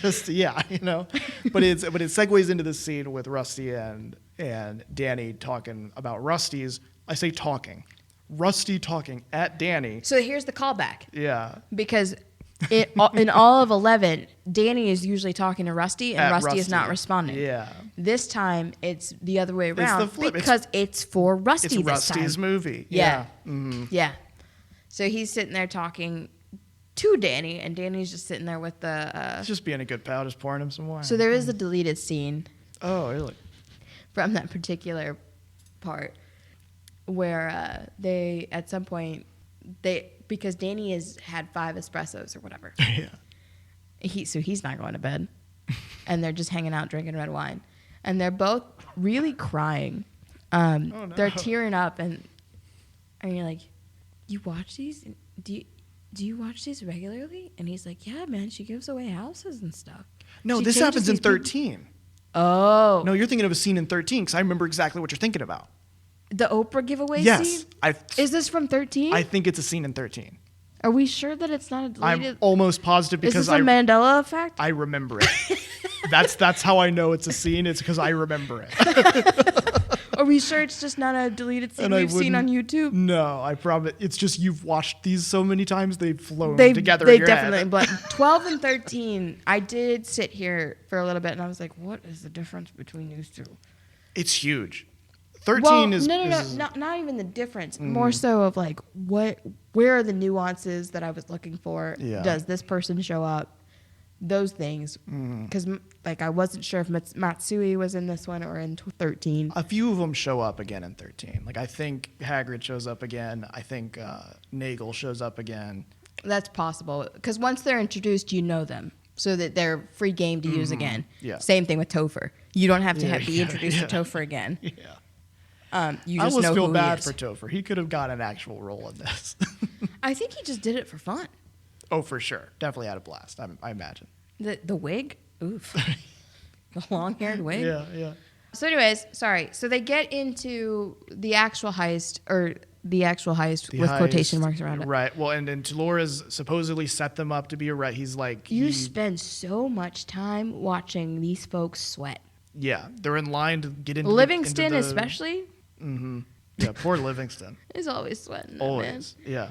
Well, and he's the last to go. Is like one by one they get like identified and arrested supposedly. And Livingston's the last to go. And ultimately it's Linus, Basher, and Turk who make it out. Turk runs away, or like He just drives skirts away. off away. Yeah, he's gone. Great callback to his like love of driving. He's the too. wheelman. Yeah. Yeah. All right. So. Which so I we're love this trio. I love this trio. Which we were already starting out with a man down because Saul decided that he wasn't coming. I don't think we touched on that in the beginning. Yeah. Saul bails. So technically, we've been working off of 10 people this whole time. And there is a scene kind of in the middle somewhere here where you see Saul kind of feel guilty. He's like, I should go back in. Yeah. I should do this. And, Yeah, he's got ulcers. It sets him back up to come back in a second, which he does. Yeah. But you have the trio here, the unlikely trio, Yes. who are very fun, who scramble to do an impromptu save of this whole thing. You see Linus finally get to take charge. Which, yeah, again. Immediately questioned. Who died and made you, Danny? Yeah. Like, Love it. great line, great delivery, great timing. Well, it's a great delivery on Linus's arc here, where it is his concern with being given that leadership role and having that respect. Well, it's even funnier in light of the fact that at the beginning, when they were all getting pulled back in with Terry visiting all of them, they all 11 argue about why it's called Ocean's 11. And Linus is just a little kiss ass. Right. But the then corner. and Basher's one of the ones who speaks up the most about it. We're a team, like we're not just Ocean's folks. And then he's also the first one to turn around and say, who died and made you Danny, when Linus steps up. Yeah. And it's a good bit. Great line. Yeah. Anyway, continuing. But I like his arc. I like the culmination of his arc here, where he suddenly has to be in charge and comes up with the looky-loo with the bundle of joy, which is Tess. He gets Tess on a plane. She immediately kind of knows like what's happening. Yes. We get the great meta joke of this movie, Multi-layered, that I'm sure like had audiences dying, and it's still very funny. But it's so. It's not as funny the third, fifth time around. Well, that's what I mean, is that this goes back to smugness. Yes. Where this movie's very smug, I think, even about being like, wouldn't it be funny if Tess was Julia Roberts? Right. Because she is Julia Roberts. Right. It's like, okay, movie. All right. Yeah, very clever. It was lazy. It's fine. It's not even lazy, but it's another thing. It's just another weird thing on this movie where it's like thieves versus thieves. The Night Fox. Julia Roberts is herself. It's it's these. Well, so I did on here in the production category of Wikipedia. Oh. Quote: the script was reworked with Julia Roberts when Julia Roberts learned she was pregnant with twins. So she was actually pregnant? Presumably so. Yes. Okay. I believe so. According to Wikipedia. So she's kind of the 12 at this point, as I have always understood, is that she is the 12 and 12, but she is forced to become a thief in this instance. She makes him apologize for it. I think that's one of the best scenes. It's a very cute scene. This all goes haywire. Bruce Willis shows up. They break into the museum as Saul comes back to help out. Bruce Willis recognizes her, and he's very funny in this too. Shout out to Bruce Willis because he's like just immediately like the friend you don't want to run into. Yeah, because he knows her too well. Yeah, he's like, can I get my daughter's blanket back? And just start throwing random. Do you fire Marcy? Yeah. Saul comes in and bails them out. Saul to the rescue. This is one of my favorite moments because I love Saul. He's been missing the whole movie. Yes. Which again, he was your favorite in 11. I liked him a lot. He's one of my favorites. So he swoops back in, has a great moment. He's like a Polish doctor or something or other. Mm-hmm. He's fantastic. Then they do the switcheroozy. As Linus supposedly swipes the egg and replaces it with the hologram thing that Eddie Izzard Nagel made for him, and that doesn't work. And then Catherine Zeta-Jones spots it basically. Yes. They all get arrested, and it's all for naught. Which again is like, okay, we just did all that very funny meta joke heist, and we pulled it off at the last minute supposedly, and now we haven't. Again, it's this weird stoppage to the whole thing, and it's kind of like this is the heist. The whole, at this point now where we're halfway into the movie or whatever it is, and we found out what the real heist is it's going to be this egg. We're going to steal this egg. We didn't get to see what the original plan was. That went to shit too quickly. Right. So now we have an improvised plan, which, okay, that's fun. This is fun. It's funny with the Julia Roberts bit. Yeah. It's fun with Saul. It's fun watching Linus manage it. Right. You know what I mean? It has all these you great get elements. to see Linus step up after horrifically calling this Hagrid's niece a whore. A whore, 7-year-old niece, a whore. A very cheap one. Yeah. But they... 7-year-old niece. A cheap one. Is the extra layer on that. But yeah, you so you see the impromptu heist go off the rails, and so I think as a first time, I'm gonna call myself a first time viewer. I'm like, what's left? That was it. Like and that. You did say that actually. It's like what is okay? You're like, what else are we doing now? So what's the like? Where's the they left the vault. Where's them breaking into the thing? You know what I mean? There's none of that in this one. There is. It ends up coming around, but it's not nearly as satisfying as 11. Yeah, because it's the build up to it is not, again, everybody like has their little part to play. There's like Linus and Frank do their thing. Livingston hacks into whatever. There's no little individual components to it. It's like it all goes to crap the first time. Mm-hmm. Then it's kind of an improv one, which is funny, but that happens so quickly. Mm-hmm. That one falls apart, and it's I don't know. There's no big heist. There is no actual heist in the heist movie. Yes, there is. Yeah. Okay. Can I go? Yeah, take over from there. So, all right. What was the first thing Linus said when Andy Garcia comes to visit him? Don't tell my mom. Don't tell my mom. Don't tell my dad. Yeah. Well, who shows up for him? Mama Linus. Caldwell. Mama Caldwell. Yep. Played by who? Who is this? This is... She's fine. She's somebody. Cherry Jones. Okay. She's very good. She's usually an intense actress. Mm-hmm. And you see it in the way she walks. When she gets out of the car, from the minute she shows up, you're like, oh, crap, they're screwed. You know?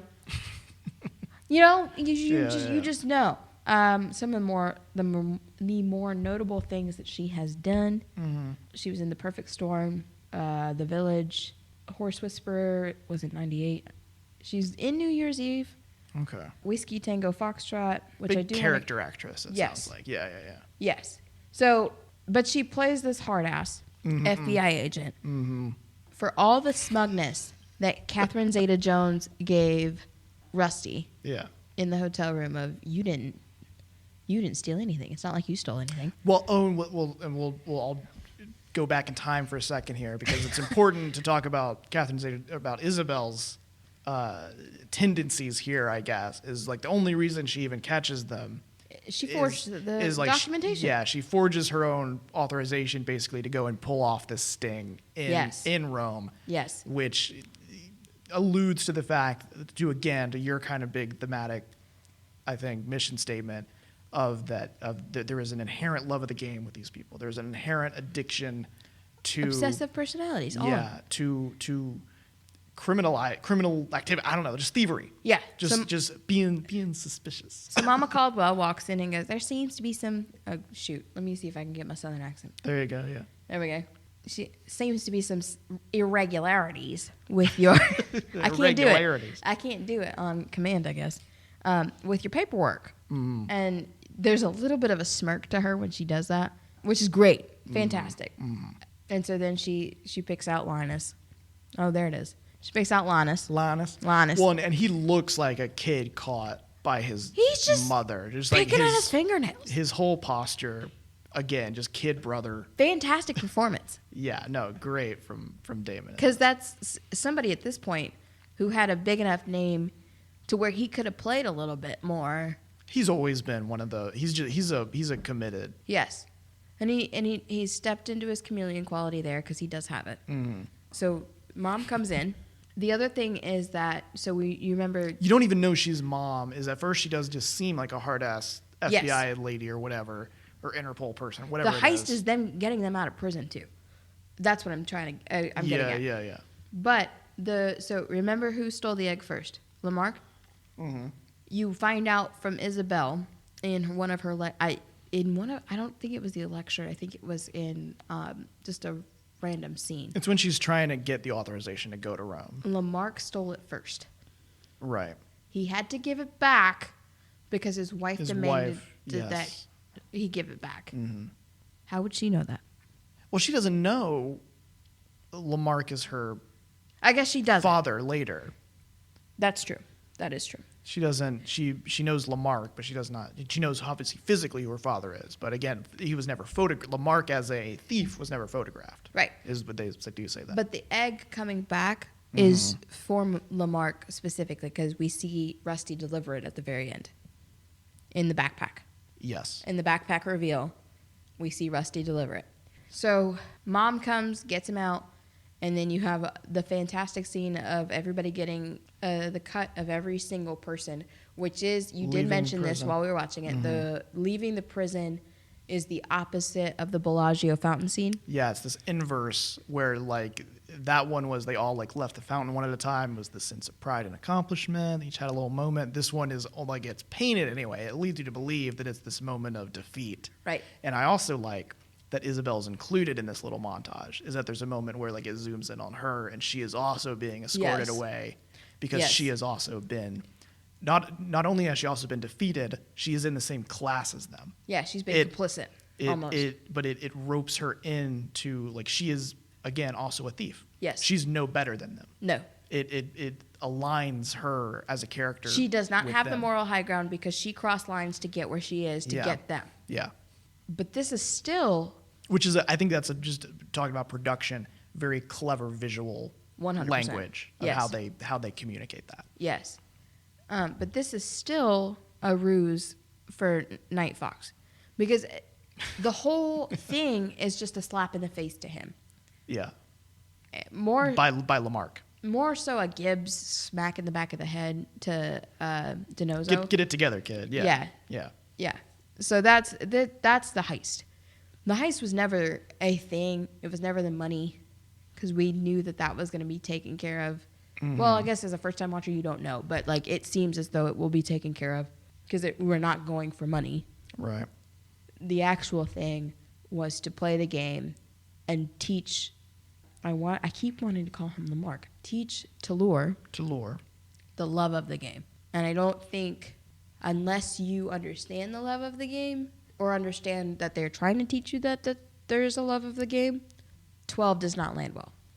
Yeah, I don't think that's. I think the more effective arc, and it's more effective in this than it is in 11. And Lamarck gets his his daughter back. That's more so what it is. I think it's two-pronged from Lamarck, is he is ultimately the one that's actually running this whole con to begin with. Yes. But it's two objectives. One is, yes, to like sort of teach Talor a final lesson there, but that's less important than it is for him to reunite with his daughter and to do it in the most overcomplicated way possible. Yes. And also for Rusty to make amends there and be a part of that, I guess. But yeah, we come back to, it's revealed that the Linus's mom is his mom, and they have the great scene where it's just like, you're gonna tell Dad about this and stuff.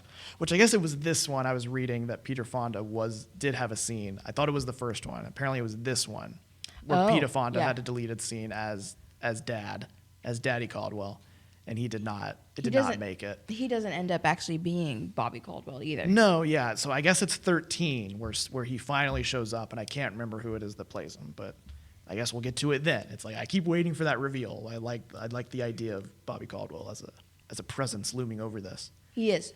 He absolutely is. The same thing with Lamarck, but it's weird because Lamarck's introduced in this one and is also such a shadow hanging over it.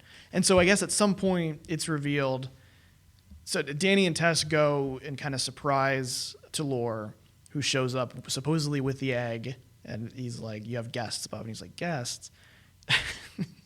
And then and Danny asks him, so how'd you do it? And he's like, "Oh, I suppose I will tell you because I am better than you. I suppose you have earned the right to know that, Danny Ocean." I really like that your accents are landing right now. This is my Talor. He's my favorite character, Talor. The Night Fox. Oh. But he's like, "Oh, I do the dance over the electrical, the laser wires. I do it so well. I do a little heel click on my way into to steal the egg." I will say his reveal is very satisfying. Well, it's simple. And apparently he really did that too. That is an actual routine that he didn't have a stunt man. That's just a thing. That's I think it was Congrats to him, because that was a Brazilian dance style or something like that. And for those who like men, once again, sure, you get to see him practicing this shirtless. Early in the movie, there's a montage where they're getting arrested and stuff, which is a fun villain moment for him. Yes. Where he is sitting here kind of rehearsing his laser dance. Yes. Over his rivals being arrested, which is a fun back and forth, I think. I think that's really fun to watch. Yes. And sexy if you're into it.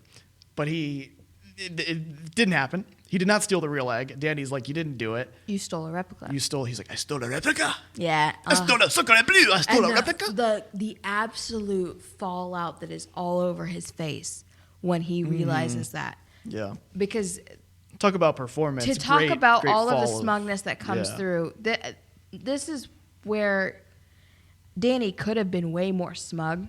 He's very smug. He still is very smug, but Tess is more smug in his spot than Danny is. I think he's just silently waiting for Talor to get to the end of it, to understand it. And he doesn't even tell Talor how he did it, really. No. Or if he does, maybe it was just communicated through the flashback. But I still don't understand. No, he doesn't tell Talor how he did it. I still don't understand the actual flashback. So it flashes back to them talking to Lamarck, who's basically like, "I will help you guys." He's like, "Wait, if you have the original, then you spoke to Lamarck," which I think he presumed that Danny and Rusty, or at least Danny, did not know who Lamarck was, whereas Rusty always knew. Rusty always knew. And that was the one thing that he didn't count on, I guess. That was the one piece of information that he did not know about them, is that Rusty's banging that guy's daughter, bruh. Right, right. And I think another parallel to be drawn from the 11 callbacks is that, so over the phone, Rusty does a lot of the revealing to Terry Benedict. Whereas in this one, it's Danny? Whereas in this one, it's Danny. Yeah, interesting. So it's not, it's not the person that he would want to actually beat up. Yeah. In either case.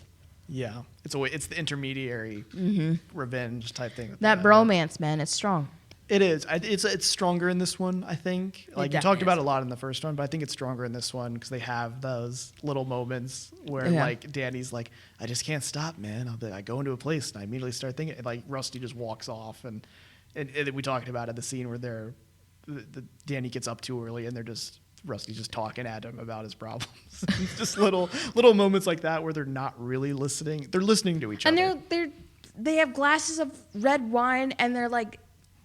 It's completely silent. It's again. Such a it's what you would usually picture women doing.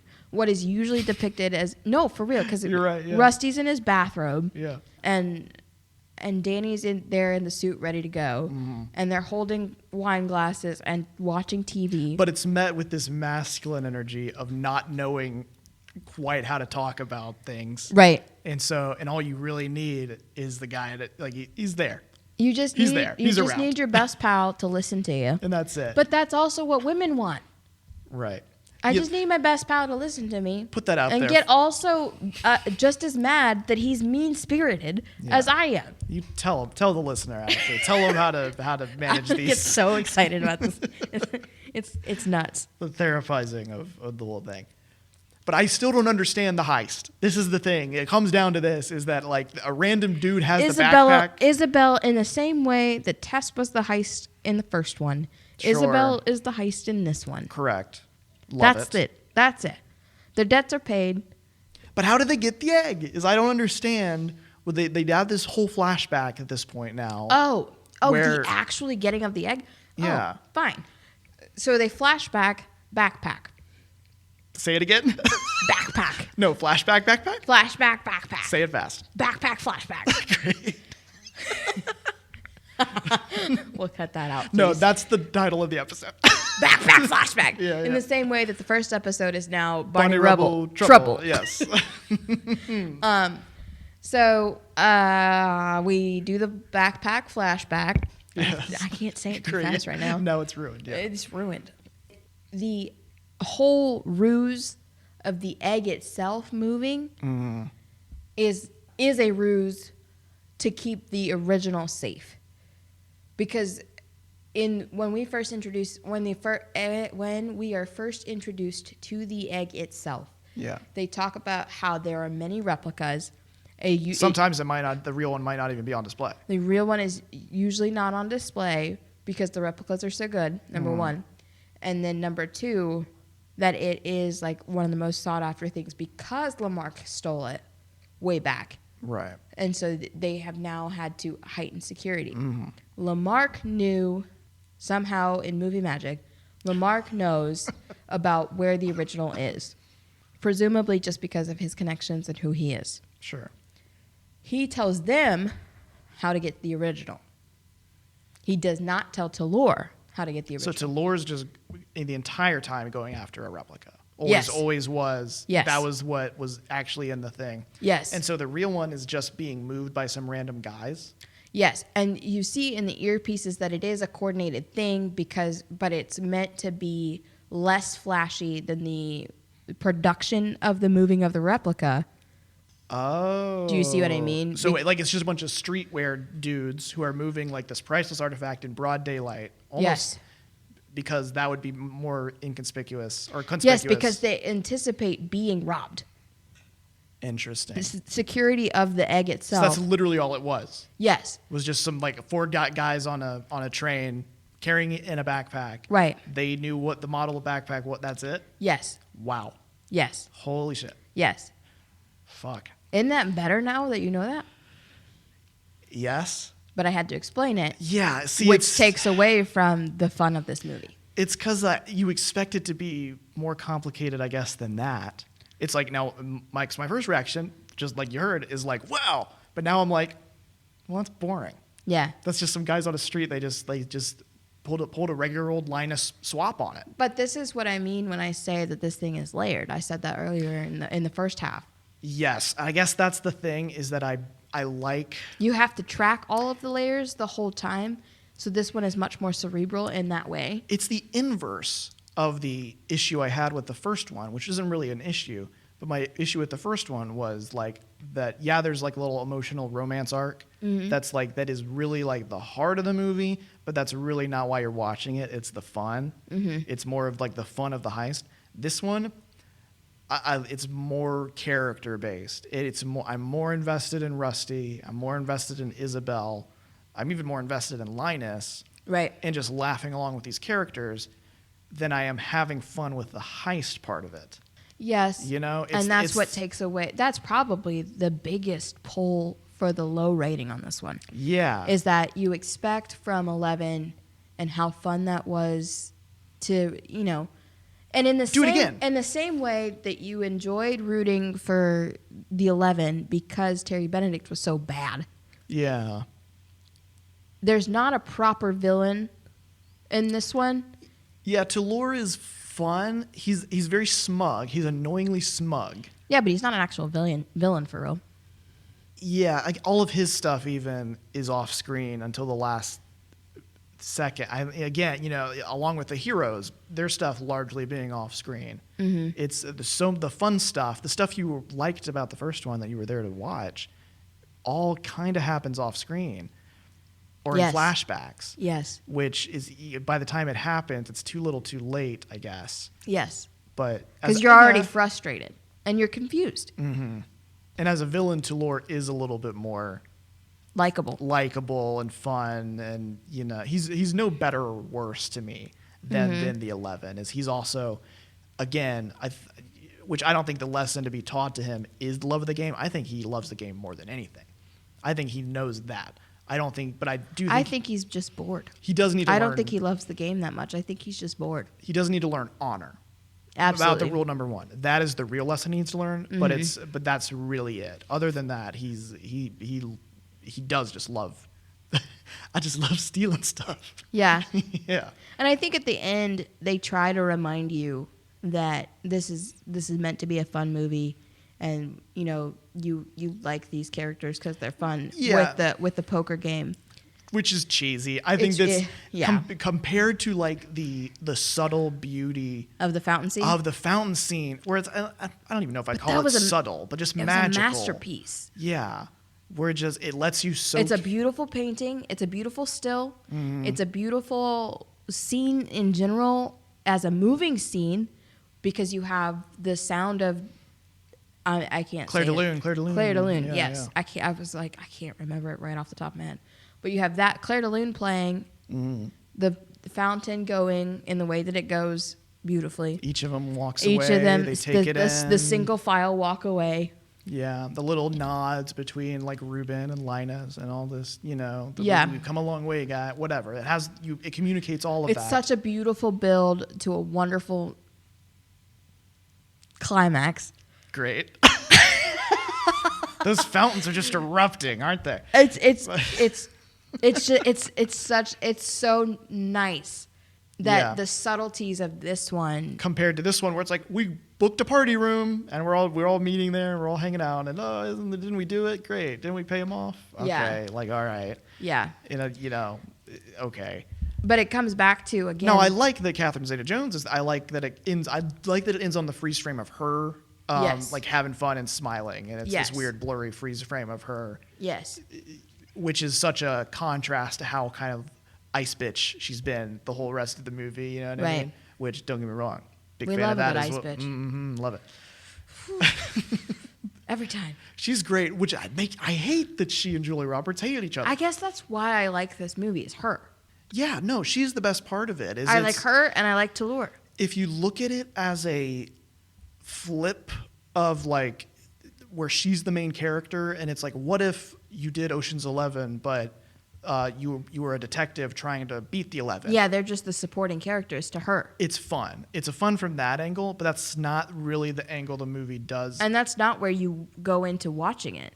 No. Now that would be, now that I'm saying it, now that we're talking about it, I think that would be a fun type of movie. We don't get a whole lot of like detective movies. I think it's more fun. All of the James Bond movies. I guess they're spies, but Those are more spies, though. I'm talking about like defeating a thief, like detective versus thief. Typically, we follow the thief. That's why we like these movies. That's why they're very good. Yeah. You know, you kind of root for the thief in these. Yeah. Like at most, I guess you got like the Sherlock Holmeses kind of, but those are more. But how many times can you redo those? Apparently, ad nauseum. Yeah, no, we'll be making those till we die. Have you ever heard of Sherlock Holmes? It's like Sherlock Holmes in the 22nd century. No. Great. This is such a strange sidebar. I apologize. Random ass, like early 2000s. It played on like 4Kids TV. Oh. Animated show where like Sherlock Holmes is like frozen, cryogenically frozen or something. He emerges in like the 22nd century. Watson is a cyborg. It's ridiculously crazy. The look of horror but on my fun. face right now. Yeah, no. And he's solving crimes in like a cyberpunk city and stuff. I want to make it clear. I love Sherlock Holmes.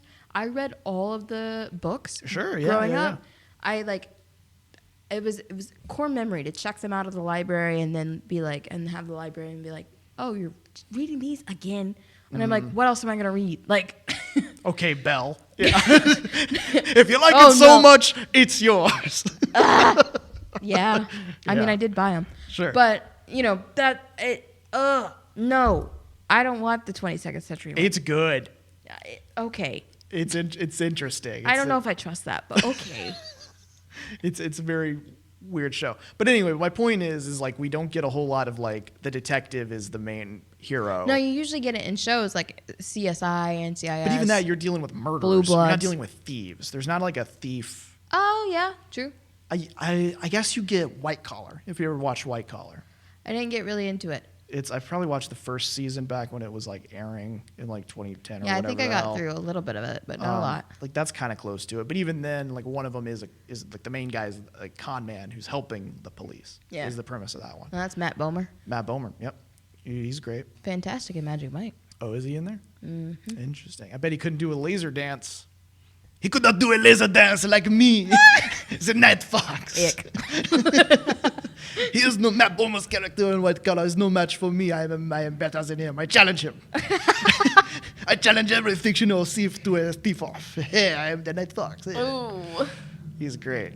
Great Okay, villain. but to wrap it up, now that we've gotten through the whole plot, Yeah. 11 to 12. I think we've really touched on most of it, but do we like it? Do we not like it in comparison to 11? I think 11 is better. 11 is better. I think it's objectively better because 11 is tighter. Again, it plays into the things that make it fun. Mm-hmm. I think the emotional stakes are not as like heightened as 12. Man. Well, because you know from the jump, well, not from the jump, but from very early on before the reveal, actually, if you catch it, you know from the jump. That it's about Tess and stuff. And Well, no, that Andy Garcia or Terry Benedict is just a puppet in this one. He is not actually collecting. Yeah. Yeah, that is interesting too that they do that Toulour is actually the main. Mm-hmm. You kind of do expect it to come back, and it does. In 13, it is. Like in 13, he is just hired by Benedict at the last minute or something, if I'm remembering correctly. Yes. Which is kind of a letdown, Yes. I think, compared to Yes. how he's presented in this one as the actual mastermind behind this whole thing. Right. And Or he you thinks have, he is, and anyway. Lamarck being the mastermind on the other end. Yeah, no, 11's better. It's tighter. It knows that it's more focused on the fun. It's more focused on entertaining you.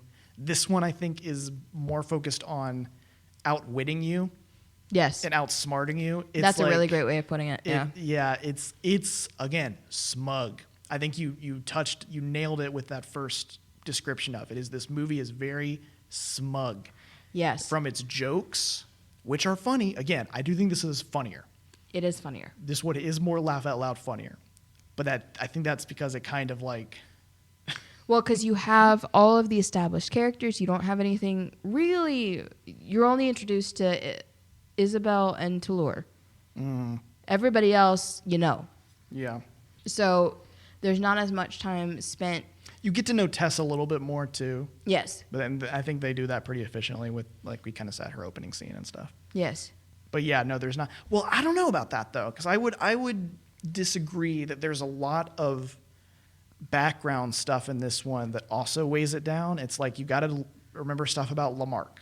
Oh yeah. You know, you gotta like in Lamarck's relationship with Isabel, with Talor, with apparently Rusty and Danny, and you know what I mean. And you have other kind of side characters like Nagel comes in, Yes. or Matsuki. What is it? Matsui. Matsui. Yeah, you know, so you kind of, which they're not super important. They kind of just they're around. You get that.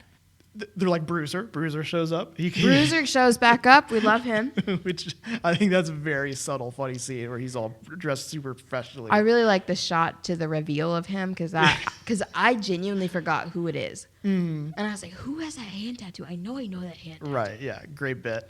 But there's a bunch of background lore, and they throw out stuff like rule number 1. And so it just, this one, more so than the first one, cements you in this weird like comic booky world of like thieves versus thieves. I would challenge you to the contest. You know, and I'm like, it's all a little silly. You know, I don't know. Yes, but it also is interesting how the camaraderie. So at first in 11, we talked about how it's this great romance. Yeah. I think that's expanded on well here. I think it's expanded on. I also think because there is a moment where Danny says, "Was she worth it?" in the prison when they're sitting in the cell and in Rusty the Italian goes, prison. What was Tess? Yeah. So the bromance, but you don't get as much of the camaraderie from Everybody else. Yeah. Because they are disjointedly separated. Mm-hmm. Frank's taken out very early. Yen is sent backpacking across the world. And they don't in all a backpack. they don't all have these individual tasks and roles really. They are to the kind of great irony of the argument they have at the beginning. We're like, who said we're Ocean's 11? Who said that's our team? You know, we're not a team. We're not an organization. Like Bash is like, well, we're an organization now. Whatever. Mm-hmm. You know, to the great irony of it is that they are more of just like a collective unit in this one, more so than they are individuals. Yes. You know, which Although guess you do see some camaraderie in the backpack flashback. Well, and you see it too. And you see that with they the are brothers. having fun with it. Yeah. Well, and you see the brothers too are actually worried about Yin. Yes. You know, it's like there's little things like that. Yeah. And again, we love the trio of Basher, Linus, and Turk. That's super fun. 100%.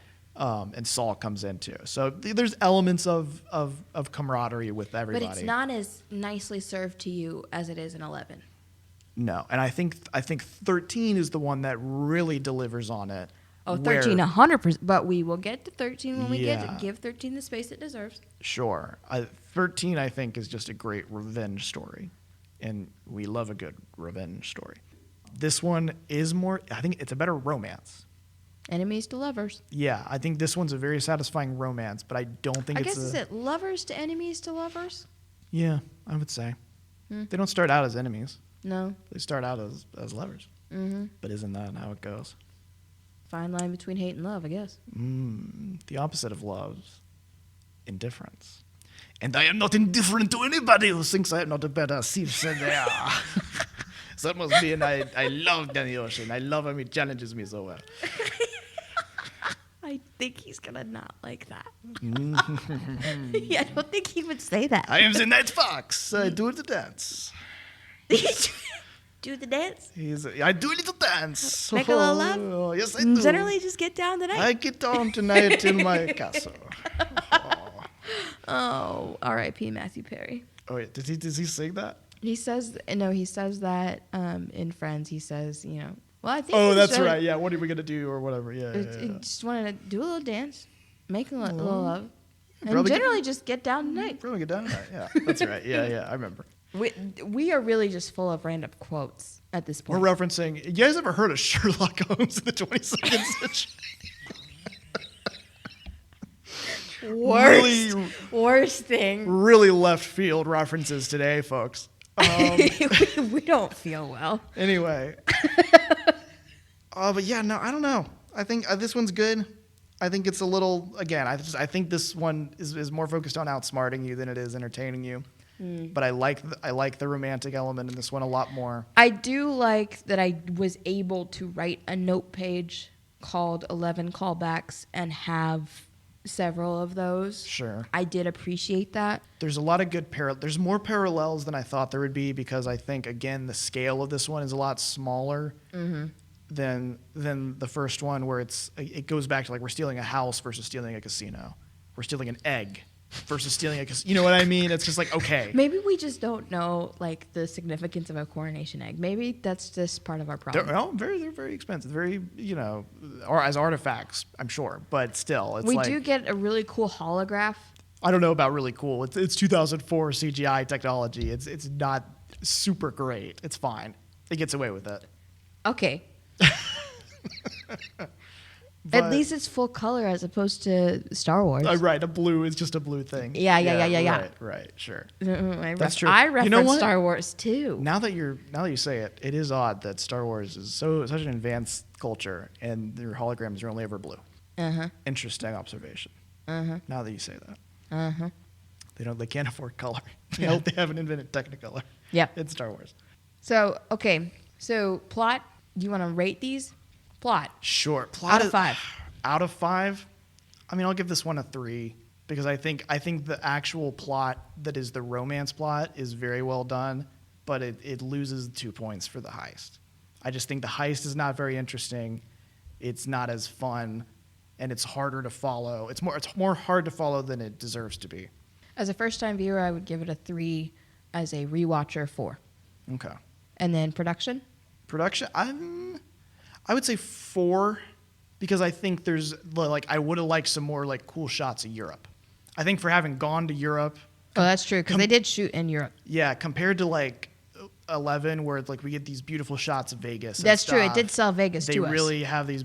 This one was like, it just showed us a couple of buildings and museums. You know what I mean? One random street in Amsterdam. Yeah, so it loses like just, and Toulour's little villa was really nice, in front of like the Italian lake and stuff. Like, I like that. But that was just to show how rich he was. Yeah, but I don't think there wasn't as many fun like camera bits in this one. But I liked the music. The music really sold Europe more than anything else. The music made it Europe for me. The music made it a romance for me.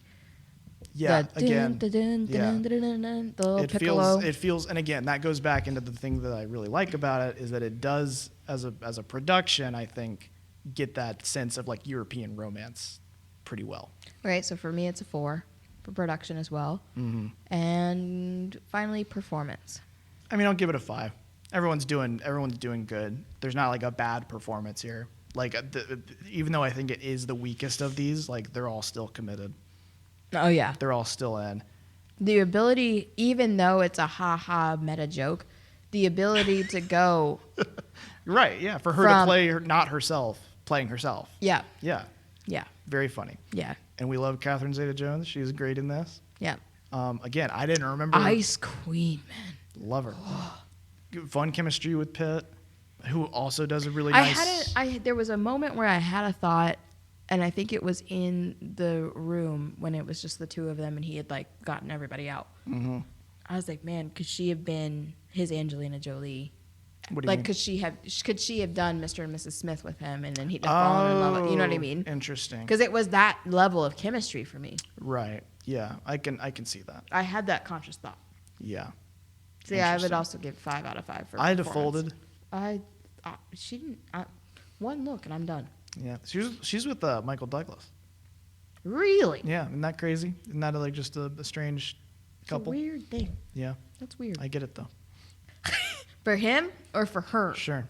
Listen, as a fellow gray-haired bra. Oh Lord.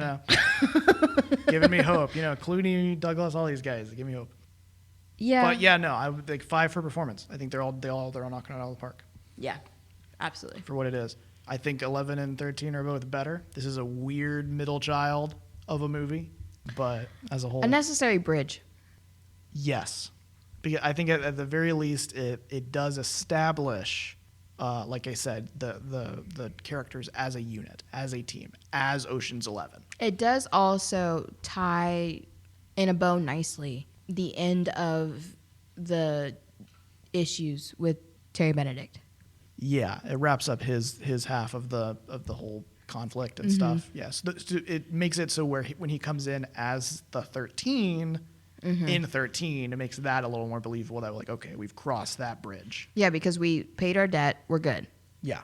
Which I do like the implication there at the end that Talor is like, Ruben has the thing when he's like, if anybody robs you, Benedict, it's not going to be us. And then like it kind of like it zooms into like Talor in the background being like, okay, great. But apparently now he's just a mook in the second one, or in the third one. He ends up just working for him instead, which that is a waste of my talents. To work for Terry Benedict be just the last minute cameo in the last 15 minutes of the movie. But, it's all about What is it for this one? the backpack flashback. The backpack flashback. Right. Yep. That is literally the only important scene in the movie, as it turns out. Apparently. If you wanted a heist in your heist movie, backpack that we don't even know if it's actually carrying anything. We don't even see the egg in the end. It's just like whatever.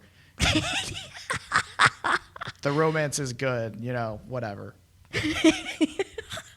That's good. Which is funny because that was my main complaint about the first one, was that like I just, the romance. I want a good romance. Yeah, like it's there, but it's not, it's not like it's super Now important. it's there. Now it's all You can't have both. Yeah. You can't have both. There's no good middle ground. And by the time, it's hilarious, by the time we get to 13, none of the women are in it. Yeah. Because they didn't so sad. They didn't like each other, and so they didn't show up for 13. They redeemed it with 8. When all the women are in it. Yep. Can't wait. Oh. I will probably need several breaks on that one. Like I just need, because I'm just Sure. going to get really worked up about it. Absolutely. Sure. Looking forward to it. That one's probably a year or two away. But we'll get down the line. But next time we'll be getting into Ocean's 13, which is maybe my favorite because it's the first one I saw, and again, it's a good revenge story, which I think is has the most satisfying type of Well, conclusion. you live your life out of spite. This is true. I do. But anyways, this has been Ashley, This has been Garrett, and thank you for joining us on podcast. the podcast. Oh, Put some emphasis on it, baby. I tried. The podcast of critics.